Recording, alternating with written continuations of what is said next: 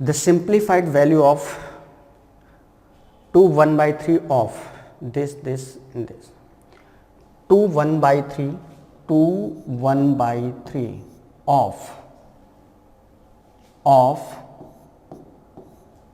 3/5 divided by 2/9 minus 4 2/5 plus 19/20 divided by 1/2। ये division का sign है, ठीक है ना। यहां पर ये डिवीजन का साइन है। क्लियर? चलिए सॉल्व करते हैं। देखिए ये क्या बन जाएगा बच्चों, 3 2 जा 6 1 7 7/3 ऑफ का मतलब होता है मल्टीप्लाई, सीधे 3/5 डिवीजन की जगह मल्टीप्लाई लिखेंगे तो ये चीज़ उल्टी हो जाएगी। डिवीजन को जब भी मल्टीप्लाई में लिखेंगे तो आगे वाली चीज़ हमेशा उल्टी होकर लिख जाती है, उलट करके लिख दिया जाती है। तो ये कितना हो जाएगा 9/2। क्लियर? माइनस 4 पंचे 20 20 2 22 22/5 प्लस 19/20 इंटू 2/1, क्योंकि डिवीजन को मल्टीप्लाई में लिख रहे हैं तो ये उलट कर लिख जाएगा। अब इसको सॉल्व करेंगे। ये क्या हो जाएगा बच्चों, 7/3 इंटू 3 इंटू 9 27/10 27/10 हो गया, माइनस ये क्या हो जाएगा 22/5 प्लस 2 से इसको डिवाइड कर देंगे तो ये कितना आ जाएगा 10 19/10 कितना आ जाएगा बच्चों 19/10। अब इसको सॉल्व करना है तो ये कितना हो जाएगा देखना 27 इंटू 7 कितना हो जाएगा 7 7 49 9 4 7 14 4 18 189/3 10 जा 30 माइनस इधर कैल्शियम अगर हम 10 ले लें तो ये बन जाएगा 5 को 10 बनाएंगे अगर तो 22 दूना 44 हो जाएगा भाई, 5 दूना 10 होता है तो 22 दूना 44, ये क्या बन जाएगा 44/10 माइनस 19/10। तो फाइनल क्या हो जाएगा 189/30 माइनस 44 में से 19 घटाएंगे तो 25 बटे क्या आ जाएगा बच्चों 10। बच्चों यहाँ पे 30 यहाँ पे 10 है तो 10 को अगर 30 बनाना है तो 10 3 टाइम्स कर देंगे तो ये हो जाएगा 189/30 माइनस 25 इंटू 3 75/30 हो जाएगा। भाई 25/10 लिखा है तो इसको हम 75/30 भी तो लिख सकते हैं। 10 को 30 बनाने के लिए 3 से मल्टीप्लाई करेंगे तो 25 की जगह 75 हो जाएगा, 25 यहाँ 75। अब देखो डिनोमिनेटर सेम हो गए, अब माइनस कर लो। 9 में से 5 गया 4, 18 में 7 गया 11, 114/30। इसका आंसर क्या आ जाएगा 114/30 आ जाएगा।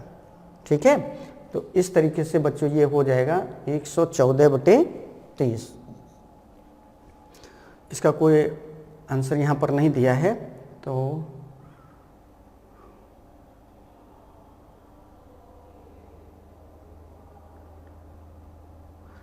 सही है, क्वेश्चन बिल्कुल सही है, कहीं कोई प्रॉब्लम नहीं है, ऑप्शन में ही कोई दिक्कत है। तो इस तरीके से बच्चों इस क्वेश्चन को जब हम लोग सॉल्व करते हैं तो फाइनल आंसर हमारा ये आएगा। इसको देखना पड़ेगा, एक बार देख लेंगे इस क्वेश्चन को, कहाँ पर ऐसा तो नहीं कि कहीं कोई डिजिट में कोई प्रॉब्लम है या कोई साइन में प्रिंटिंग एरर हो गई है। फिलहाल जिस तरीके से क्वेश्चन दिया गया उस अकॉर्डिंग जब हम इसको सॉल्व करेंगे तो इस तरीके से इसका वैल्यू क्या आ जाएगी, ये आ जाएगी। एक बार फिर भी चेक कर ले रहे हैं, ये हो जाएगा 7/3 ऑफ 3/5 इंटू ये हो जाएगा 9/2 माइनस 4 पंचे 20 तो 22/5 प्लस 19/20 इंटू 2/1 7/3 इंटू ये क्या हो जाएगा 27/10 माइनस ये हो जाएगा 22/5 प्लस 19/20 ये 189 अपॉन 3 10 जा 30 माइनस ये हो जाए। सही है, बिल्कुल सही है। चले बात कर लेते हैं नेक्स्ट क्वेश्चन की। The given bar graph presents the sale of a particular brand of tea by 3 outlets A, B and C during the months January, February, March and April. दिया गया दंड आरेख 3 विक्रय केंद्रों A, B और C के द्वारा चाय के किसी खास ब्रांड की जनवरी, फरवरी, मार्च और अप्रैल के दौरान बिक्री को दर्शाता है। तो क्वेश्चन क्या है, what is the average sale per month by A during January to March 18।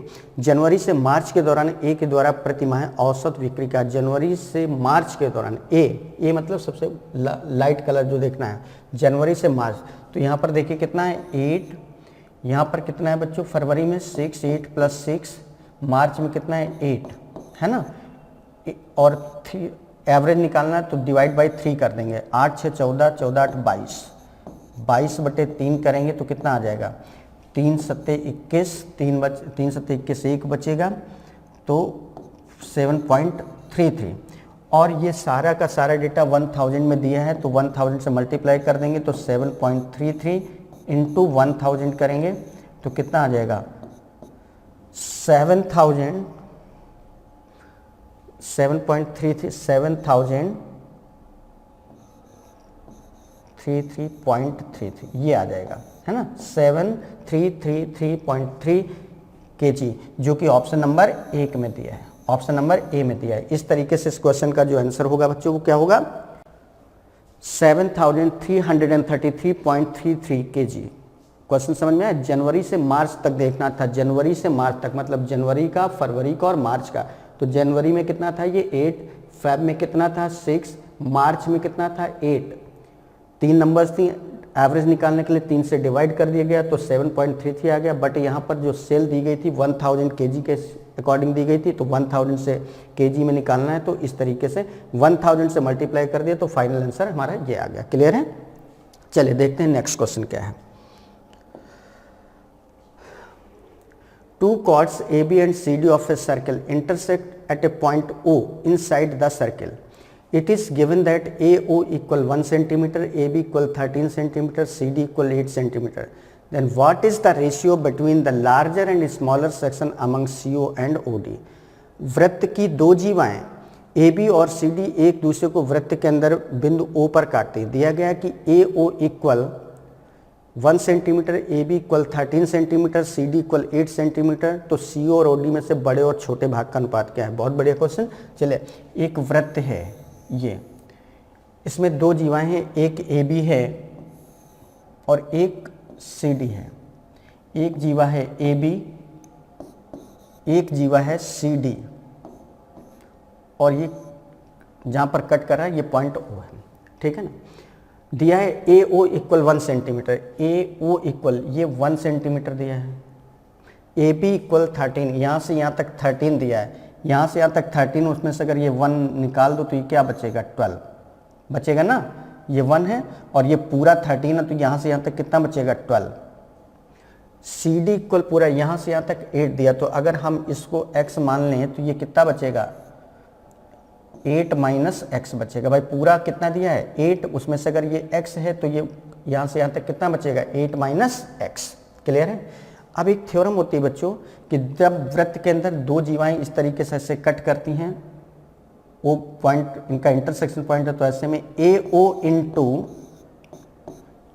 Into OB दोनों पार्ट, इस जीवा के इस कॉर्ड के दोनों पार्ट का मल्टीप्लाई इक्वल होगा इस कॉर्ड के दोनों पार्ट का multiply x into 8 minus x। Clear है। अब देखो AO हमारा कितना है 1 है, OB हमारा कितना है 12 है, इक्वल इधर ये हो जाएगा 8x माइनस x स्क्वायर हुआ, तो ये हो जाएगा 12 equal 8x minus x square. इसको सेम साइड में कर देंगे तो ये हो जाएगा बच्चों 8x minus x square minus 12 equal 0 हो जाएगा। इसको माइनस से मल्टीप्लाई कर दें जिससे कि ये स्क्वायर वाला टर्म प्लस में बन जाए, तो ये हो जाएगा x square minus 8x plus 12 equal 0। अब ये क्वाड्रेटिक इक्वेशन बन गया, इसको सॉल्व करेंगे तो ये हो जाएगा x square minus 8x plus 12 equal 0। देखो 12 के ऐसे फैक्टर्स करने की 8 आ जाए, 12 के ऐसे फैक्टर्स करने की 8 आ जाए, तो 12 के ऐसे फैक्टर्स की 8 आ जाए, 6 2 जा 12 होता है और 6 2 8 होता है, तो ये बन जाएगा x square minus 6x minus 2x plus 12 equal 0। अब एक पेयर ये ले लो, एक पेयर ये ले लो, तो ये क्या बन जाएगा x माइनस 6 माइनस 2 कॉमन, तो x माइनस 6 इक्वल 0। पूरे में x माइनस 6 कॉमन है, x माइनस 2 हो गया इक्वल 0। अब एक बार ये 0 एक बार ये 0, तो यहाँ से x की वैल्यू क्या आ जाएगी 6 और x की वैल्यू क्या आ जाएगी 2, दो वैल्यू आएंगे। तो अगर हम इस वैल्यू को लेते हैं, अगर x की वैल्यू 2 है, अगर x की वैल्यू 2 है तो OC बराबर क्या आ जाएगा, OC बराबर हमारा आ जाएगा या CO हमारा कितना आ जाएगा 2। तो ये जो पार्ट है OD ये कितना आ जाएगा, OD ये है 8 माइनस x की वैल्यू 2 है तो 8 माइनस 2 मतलब 6 आ जाएगा। अब इन दोनों में से बड़ा छोटा कौन है, OD बड़ा है और ये छोटा है, तो इन दोनों का अनुपात बताना है। तो OD अपॉन OC ये कितना हो जाएगा बच्चों 6/2, 6/2 मतलब 3/1 मतलब 3:1, मतलब बड़े और छोटे भाग का जो रेशियो है वो क्या आ जाएगा 3:1, जो कि ऑप्शन नंबर सी में दिया है। इस तरीके से इस क्वेश्चन को सॉल्व किया गया। तो बच्चों ये थ्योरम बस ध्यान रखना। और सिचुएशन क्या है कि अगर किसी वृत्त के अंदर दो जीवाएं इस तरीके से कट करती हैं तो ऐसे में इन दोनों जीवाओं के जो दो पार्ट हैं उन दोनों का मल्टीप्लाई दोनों जीवाओं के, जैसे ये जीवा है तो इसमें दो पार्ट हुए तो इसका मल्टीप्लाई बराबर होता है इस जीवा के इस पार्ट और इस पार्ट के मल्टीप्लाई के बराबर। इस तरीके से इसको सॉल्व कर लिया गया। तो x की वैल्यू आ गई। जब x की वैल्यू आ गई तो कह रहा था इस जीवा में बड़े पार्ट और छोटे पार्ट का अनुपात बताना है। तो बड़ा पार्ट हमारा कितना आ रहा है 6, छोटा पार्ट हमारा क्या आ रहा है 2। भाई x की वैल्यू 2 है तो ये कितना आ जाएगा 8 माइनस 2 6। तो बड़ा पार्ट हमारा 6, छोटा पार्ट हमारा 2 है, तो अनुपात क्या आ गया 6/2 मतलब 3:1। तो इस तरीके से इस क्वेश्चन का आंसर क्या आ जाएगा 3:1। क्लियर है ना। चल देखते हैं next question. The given bar graph presents the sale of a particular brand of tea by 3 outlets A, B and C during the months January, February, March and April। दिया गया दंड आरेख 3 विक्रय केंद्रों A, B और C के द्वारा चाय के किसी खास ब्रांड की जनवरी, फरवरी, मार्च और अप्रैल के दौरान बिक्री को दर्शाता। तो क्वेश्चन बनाया है by how much quantity is the average sale per month from B more or less than from C। B की प्रतिमाह औसत बिक्री, B की प्रतिमाह औसत बिक्री की मात्रा C की तुलना में कितनी अधिक अथवा कम है। B की प्रतिमाह औसत बिक्री की मात्रा C की तुलना में कितनी अधिक अथवा कम है। ठीक है, चलिए देखते हैं B की औसत मात्रा प्रतिमाह। तो B का हमें देखना, B वाला बीच वाला देखना, ये 9 है, ये 7 है, ये यहाँ पे 9 है और ये 11 है ना। 4 है, 4 से डिवाइड कर दिया एवरेज निकालने तो 9 7 16 9 25 11 36, 36/4 मतलब कितना आ गया 9। अब हमें C का देखना है, C का कितना है, C मतलब लास्ट वाला, तो ये कितना है 10, यहाँ पर कितना है 8, 10 + 8 प्लस वहाँ पर क्या है 8 और लास्ट में क्या है 9 अपॉन यहाँ पे भी 4 कर देंगे 10 8 18, 18 8 26, 26 9 35/4 आ गया। 35/4 का मतलब 8.75 आ गया है ना। तो कितना कम अथवा कितना ज़्यादा है, तो इससे ये कितना कम है 0.25 कम है, 0.25 कम है। 0.25 का मतलब क्या हो गया 1000 से मल्टीप्लाई कर देंगे तो यहाँ पे क्या हो जाएगा 1000 से मल्टीप्लाई करेंगे तो बच्चों कितना आ जाएगा, ये आ जाएगा 250 kg, 250 kg, 250 kg, 250 kg। यहाँ पर कोई ऑप्शन नहीं दिया गया है तो यहाँ पर किसी एक को 250 kg बना लेते हैं। B की प्रतिमाह औसत बिक्री C की तुलना में कितनी अधिक है, B का पूछा गया तो ये इतना अधिक है तो यहाँ 500 की जगह 250 कर लेंगे। कितना कर लेंगे 250 किलोग्राम अधिक है, 250 भाई B का पूछा गया, B का ज़्यादा है, C का क्या है कम है। B का आ रहा है एवरेज 9, इसका आ रहा है 8.75, तो 0.25 का डिफरेंस है, 0.25 को 1000 से मल्टीप्लाई करेंगे तो 250 kg ज़्यादा आ जाएगा। ठीक। In a triangle ABC PQ is a straight line parallel to AC such that area ABC ratio area PBQ equal 3:1, then CB ratio CQ is equal to. किसी त्रिभुज ABC में AC के समांतर एक सीधी रेखा PQ इस प्रकार है कि ABC का क्षेत्रफल PBQ का क्षेत्रफल का अनुपात 3:1 है, तो CB CQ बराबर है। सी बी अनुपात सी क्यू। देखो किसी त्रिभुज ए बी सी में, एक ये त्रिभुज हमने लिया ए बी सी, ये हमारा त्रिभुज है ए बी सी, ए बी सी ये त्रिभुज है। ए सी के समांतर एक सीधी रेखा पी क्यू, ए सी के समांतर एक सीधी रेखा पी क्यू है। ए बी सी में ए सी के समांतर, एक काम करो इसको ले लो ए पॉइंट, इसको ले लो बी पॉइंट, है ना, ये बी हो गया। तो ए सी के समांतर ये ऐसे बन जाएगा। समांतर रेखा पी क्यू इस प्रकार है, पी क्यू ये है, देखो ए सी के समांतर हो गया ना पी क्यू। इस प्रकार है कि ए बी सी का क्षेत्रफल और पी बी क्यू का क्षेत्रफल, ए बी सी का क्षेत्रफल और P Q, A B C इसका क्षेत्रफल और पी बी क्यू इस त्रिभुज के क्षेत्रफल का अनुपात क्या है, 3:1 है। मतलब area of A B C, area of A B C upon area of P B C, मतलब बड़े वाले ट्रायंगल का एरिया और छोटे वाले ट्रायंगल का एरिया का अनुपात कितना है, 3:1 है। तो कह रहे हैं सी बी और सी क्यू का, एक काम करते हैं, ये जो एरिया है C B C Q, C B ये है, और ये अगर हम ये दो ट्रायंगल सिमिलर होते हैं तो करस्पॉन्डिंग साइड लेते हैं। अगर यहाँ पर हम बी सी ले रहे हैं तो बी सी का स्क्वायर हो जाएगा, ट्रायंगल ए बी सी का एरिया कैसे निकालेंगे, बी सी का स्क्वायर ये हो जाएगा, और पी बी सी में ये साइड कितना है, बी क्यू है, बी क्यू का स्क्वायर ये आ जाएगा, इक्वल क्या हो जाएगा 3:1। तो इससे B C upon B Q का आ जाएगा, B C upon B Q आ जाएगा √3/1। मतलब बी सी अगर √3 है तो बी क्यू क्या है, 1 है।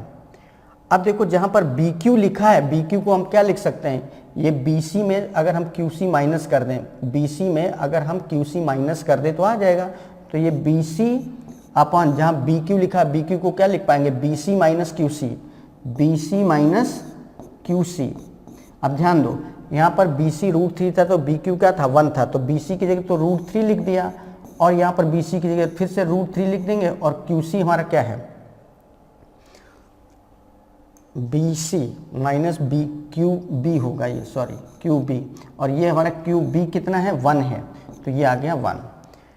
ठीक है, तो C B upon C Q, और फाइनली ये लिख गया बी सी। और बच्चों बताओ ये B C minus Q B, B C minus Q B ये हटा दो तो क्या लिखेगा, क्यू सी लिखेगा, तो ये लिख गया क्यू सी इक्वल, ये आ गया √3 अपॉन √3 - 1। अब इसको रेशनलाइज कर लेंगे तो ये आ जाएगा B C upon Q C equal हो जाएगा √3 अपॉन √3 - 1, √3 + 1 से मल्टीप्लाई कर देंगे रेशनलाइज करने के लिए। तो ये क्या हो जाएगा, देखो ऊपर बन जाएगा √3 3 प्लस √3, और नीचे क्या बन जाएगा a minus B, A plus B, A square minus B square, तो √3 का स्क्वायर 3, 1 का स्क्वायर 1, कितना हो गया 3 प्लस √3/2। तो इसमें देखो हम लोग √3 कॉमन ले सकते हैं ऊपर, तो ऊपर क्या बचेगा √3 + 1/2। तो फाइनली √3/2 बाहर लिख लेंगे, √3 + 1 ये आ जाएगा, है ना। और देखो √3/2 √3 + 1 कहाँ दिया, √3/2 √3 + 1 देखो ऑप्शन नंबर ए में दिया है कि नहीं दिया, क्लियरली। तो इस तरीके से बच्चों इस क्वेश्चन को सॉल्व किया गया। बहुत बढ़िया सा क्वेश्चन था, बट था बहुत आसान। ध्यान दो, जब दो ट्रायंगल सिमिलर होते हैं इस तरीके से तो इनके एरिया का जो रेशियो होता है वो उनके करस्पॉन्डिंग साइड के स्क्वायर से लिया जाता है। जैसे area of ABC, triangle ABC का जो एरिया है और पीबीसी का जो एरिया है, इन दोनों का अनुपात 3:1 दिया था। अब इस बड़े वाले ट्रायंगल में अगर इस साइड को हम बेस करते हैं तो इसका स्क्वायर एरिया के इक्वल होगा, और छोटे वाले ट्रायंगल में भी अगर हम बात करें तो अगर यहाँ ये वाली साइड लिए तो इसमें भी यही वाली साइड लेंगे, बी क्यू का स्क्वायर होगा, ये इक्वल हो गया। तो यहाँ से बी सी और बी क्यू का अनुपात कितना आ गया √3/1। अब जहाँ पे बी क्यू लिखा था यहाँ पर हम लिख सकते हैं B C minus Q B, B C में अगर हम ये पार्ट हटाते हैं तो ये आ जाएगा। इस तरीके से इसको यहाँ पर चेंज कर लिया और फाइनल आके रेशनलाइज कर लिया तो हमारा आंसर क्या आ गया, √3/2 √3+1। समझ में आया? बहुत अच्छे से क्वेश्चन था, बस थोड़ा सा सॉल्व करना था, समझ में आ गया होगा। चलिए अब बात करते हैं नेक्स्ट क्वेश्चन की। An article is sold for rupees 688.16 after 2 successive discounts of 12% and 8% respectively. What is its mark price? क्रमशः 12% और 8% की दो क्रमिक छूट के बाद किसी वस्तु को 688.16 में बेचा जाता है तो इसका अंकित मूल्य क्या है? लेट कर लेते हैं कि जो अंकित मूल्य है मार्क प्राइस से बच्चों वो क्या है, x है। अंकित मूल्य क्या है, x है। अब उस पर लिखा था x, अब इस पर छूट दी गई, पहली छूट कितनी है बच्चों, 12%। अब अगर 12% छूट दी गई तो जितना भी लिखा था उसका कितना देना पड़ा होगा? अगर 12% छूट दी गई तो 88% ही तो देना पड़ा होगा, मीन्स x का 88%। क्लियर? 88/100। अब ये वैल्यू आ गई। इसके बाद फिर से छूट दी गई 8% की, तो अब जो वैल्यू बन रही थी उसमें 8% और छूट मिल गई, मीन्स उसका 92% देना पड़ेगा। तो 92/100 हो गया। जब दोनों छूट एप्लीकेबल हो गई तब वैल्यू कितनी बन रही है, 688.16। 688.16। बस इसको सॉल्व करना है। तो x की वैल्यू क्या होगी बच्चों, देखो एक काम करते हैं, 4 से पहले डिवाइड कर लो। 4 से डिवाइड करोगे तो 23 आ जाएगा, 4 से डिवाइड करोगे तो 25 आ जाएगा, 4 से डिवाइड करेंगे तो ये 22 आ जाएगा, 4 से डिवाइड करेंगे 25 आ जाएगा। तो फाइनली x की वैल्यू आ जाएगी 688.16 इंटू 25 इंटू 25 अपॉन 22 इंटू 23, ये आएगा ना।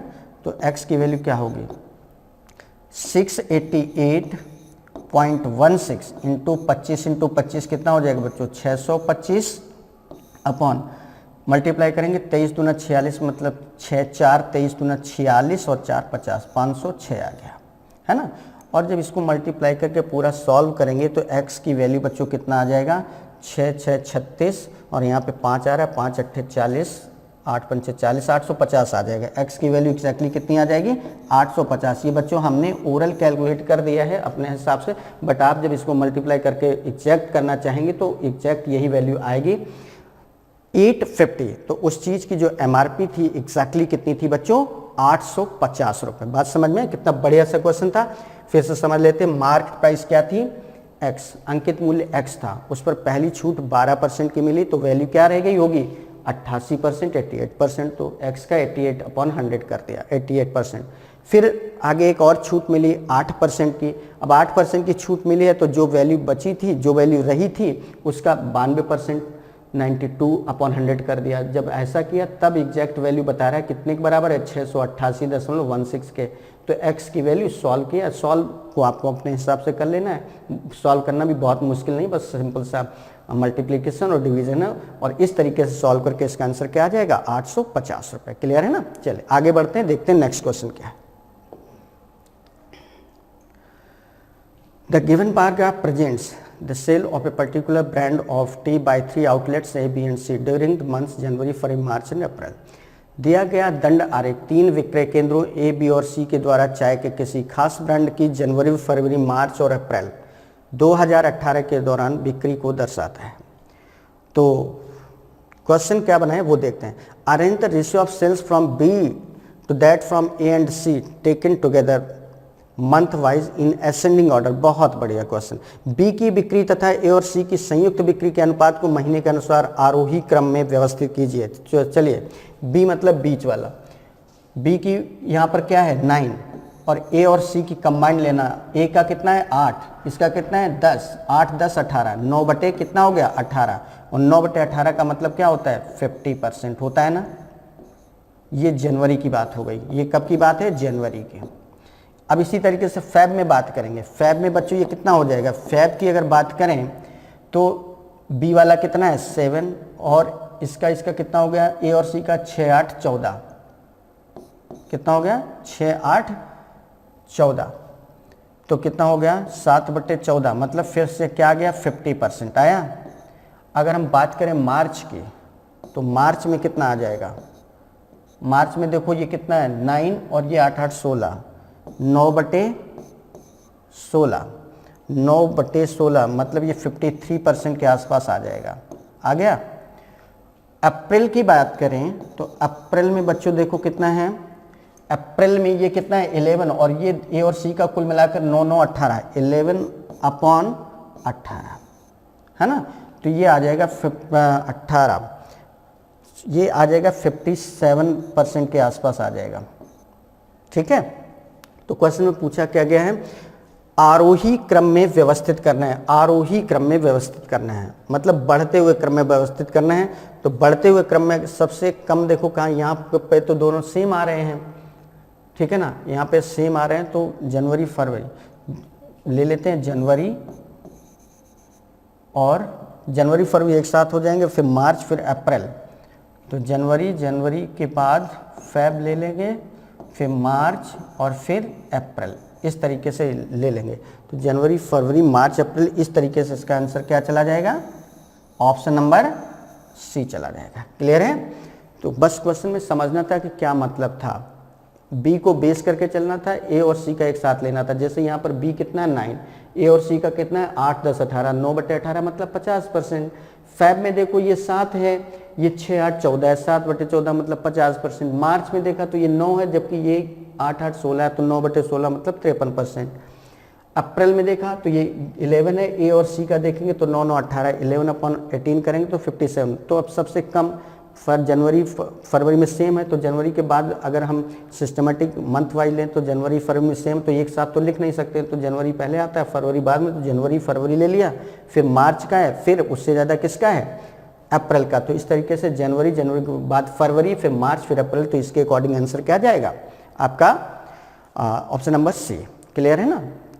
चलिए अब बात करते हैं नेक्स्ट क्वेश्चन की। The average of a number and its reciprocal is 4. The average of its cube and its reciprocal is equal to, किसी संख्या और उसके व्युत्क्रम का औसत कितना है, 4 है, तो उसके घन और उसके व्युत्क्रम का औसत क्या। बहुत बढ़िया सा क्वेश्चन है बच्चों। चल देखते हैं। लेट करते हैं हमारी नंबर क्या है x, लेट कर लिया हमारी जो नंबर है वो क्या है, नंबर है हमारी x, नंबर क्या है x, नंबर हमारी x है। अगर नंबर हमारी x है तो इसका रेसिप्रोकल क्या बनेगा बताओ। रेसिप्रोकल का मतलब होता है उल्टा, इसका रेसिप्रोकल क्या होगा 1/x। तो कह रहा है कि जो नंबर है उसका रेसिप्रोकल, इन दोनों का औसत कितना है 4। तो औसत कैसे निकालते हैं, एक नंबर ये है, एक नंबर ये, इन दोनों का एवरेज कैसे निकालेंगे, x + 1/x, दो नंबर्स हो गई, दोनों को 2 से डिवाइड कर दिया तो इक्वल कितना है, एवरेज कितना दिया 4। तो यहाँ से क्या हो जाएगा, x + 1/x की वैल्यू क्या आ जाएगी, 4 दूना 8। ये चीज़ आ गई बच्चों, ये चीज़ हमको पता चल गई कि x + 1/x की वैल्यू क्या है 8 है। तो कह रहा है the average of its cube and it's reciprocal, तो कह रहा है इस संख्या के क्यूब, तो इस संख्या का क्यूब क्या बनेगा x3, और इसका रेसिप्रोकल क्या बनेगा, ये तो नंबर हो गई, ये नंबर हो गई क्यूब, और इसका रेसिप्रोकल क्या बनेगा 1/x³ बनेगा, ये रेसिप्रोकल हो गया। ठीक है। तो इन दोनों का औसत बताना है, तो इन दोनों का औसत क्या होगा, x³ + 1/x³ हुआ, अपॉन क्या करेंगे 2। अब इसको खोलो, ये हो जाएगा आपका 1/2, तो पहले बाहर लिख दो, ये हो जाएगा आपका x³ + 1/x³। x³ + 1/x³ क्या होता है, x³ + 1/x³ एग्जैक्टली होता है क्या है, ये होता है x + 1/x का होल क्यूब -3x × 1/x और ब्रैकेट में x + 1/x, ये होता है। क्लियर। तो इसको यहाँ पर पहले सॉल्व कर लेते हैं। x + 1/x की वैल्यू हमें पता चल चुकी है 8, 8 का क्यूब कर दिया, माइनस x से x कैंसिल हो जाएगा तो केवल 3 बचेगा, और इसकी वैल्यू क्या है 8, तो कितना हो गया 8 का क्यूब 512 -24, 512 - 24 करेंगे तो कितना आ जाएगा 488 आ जाएगा। कितना आ जाएगा बच्चों 488, मतलब x³ + 1/x³ की वैल्यू आ गई 4। यहाँ पे लिखेंगे x³ + 1/x³, और इसकी वैल्यू हमारी क्या आ रही है 488। तो ये होगा 1/2 × 488 करेंगे तो कितना हो जाएगा, 2 से डिवाइड करेंगे, 2 दूना 4, 2 244। तो इस तरीके से इसका आंसर क्या आ जाएगा, 244, जो कि ऑप्शन नंबर डी में दिया है। तो इस तरीके से इस क्वेश्चन का जो आंसर आएगा बच्चों ऑप्शन नंबर डी होगा। था ना बढ़िया क्वेश्चन।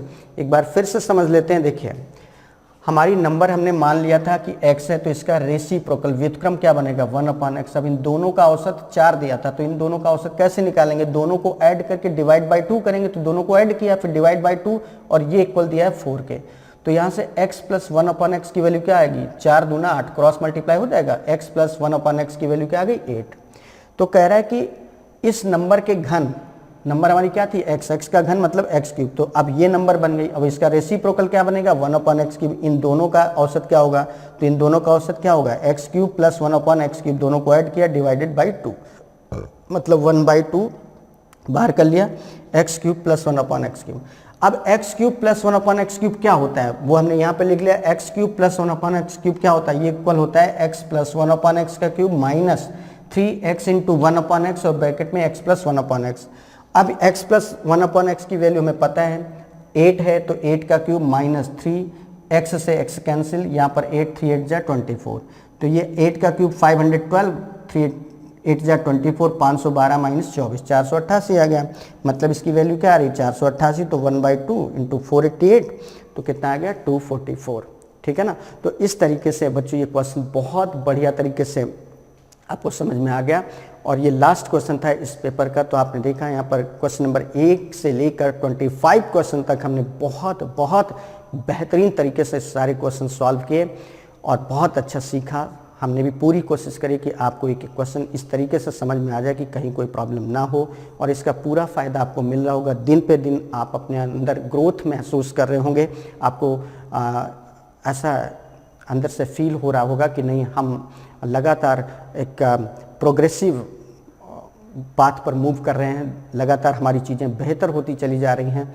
और जब लगातार चीज़ें बेहतर होती चली जा रही हैं तो आपका जो कॉन्फिडेंस है वो बहुत अच्छा हो जाएगा। कॉन्फिडेंस मतलब आत्मविश्वास इस तरीके का हो जाएगा कि आप जब एग्ज़ाम देने जाएंगे तो रियली आपको ये महसूस होगा कि नहीं, आज का दिन सच में हमारा ही दिन होगा, आज के दिन हमें सफलता ज़रूर मिलेगी, आज का दिन हमारे लिए बहुत अच्छा है। इस तरीके की फीलिंग के साथ आप एग्ज़ाम में जाएं।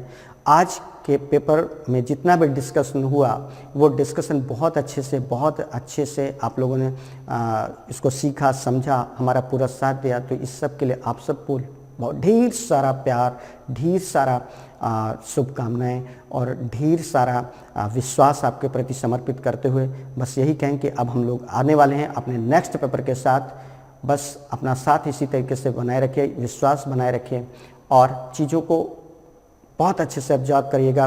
बस ये दिमाग में हर पल आपको रखना है, any how selection, nothing else. जब तक सिलेक्शन नहीं तब तक कोई दूसरी बात नहीं, ठीक है। बट उसके साथ एक चीज़ और बोलेंगे कि लाइफ को एंजॉय भी करते चलना है, क्योंकि एकदम पढ़ाका नहीं बनना है, एकदम किताबों पे टूट नहीं पड़ना है, एकदम इस तरीके से नहीं हो जाना कि बस हमें 24 घंटे सिर्फ पढ़े। किताबी कीड़ा नहीं बनना है, क्योंकि किताबी कीड़ा बनने से आपका मन बहुत अच्छा नहीं रहेगा, और जब मन बहुत अच्छा नहीं रहेगा तो सब चीज़ें आप बहुत अच्छी नहीं कर पाएंगे। तो आपको अपना ख्याल भी रखना है, अपना थोड़ा सा अपने आप को भी वक्त देना है, क्योंकि आप अगर सही हैं, आप मेंटली सही हैं, आपका दिमाग बहुत अच्छा है, खुश है, तो आप बहुत अच्छा कर पाएंगे। तो अपना ध्यान भी रखिए, मनोरंजन भी करिए, लेकिन अपने उद्देश्य को मत भूलिए, ठीक है ना। सभी चीज़ें ज़रूरी हैं, आप जिस उम्र के दौर से गुजर रहे हैं वहाँ पर सभी चीज़ें ज़रूरी हैं आपके लिए। हम किसी भी चीज़ के लिए मना ही नहीं करते हैं, बिल्कुल मना नहीं है मेरी तरफ से, बट उद्देश्य कभी नहीं भूलना है। उद्देश्य वही होना चाहिए कि एनी हाउ सिलेक्शन। तो चलिए आप सबको once again thanks a lot. मिलते हैं नेक्स्ट पेपर के साथ। नेक्स्ट पेपर में देखेंगे क्या है। Thank you.